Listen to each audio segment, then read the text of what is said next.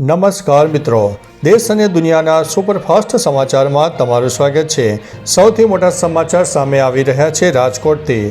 રાજકોટમાં કાર અથડાવા બાબતે દિવાળી પૂર્વે જૂથ અથડામણ થઈ હતી, જેમાં જૂથ અથડામણમાં 3 વ્યક્તિઓના મૃત્યુ થયા છે। રાજકોટના 150 ફૂટ રિંગ રોડ પર આવેલ આંબેડકર નગર વિસ્તારમાં આ ઘટના બની હોવાનું સામે આવ્યું છે। મોડી રાત્રે બનેલી ઘટનામાં પોલીસના દાડે દાડા ઉતરી આવ્યા હતા।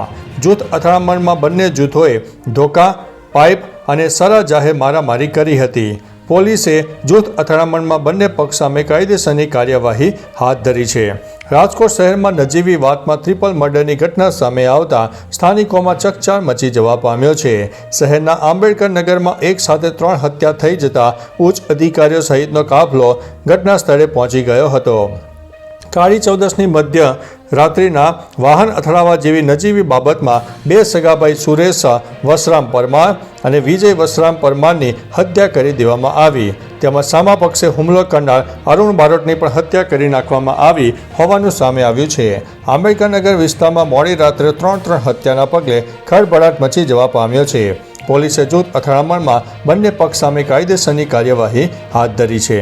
તો ચાલો મિત્રો, ફરીથી દેશ અને દુનિયાના સુપરફાસ્ટ સમાચાર લઈને મળતા રહીશું। ત્યાં સુધી અમને રજા આપશો। નમસ્તે।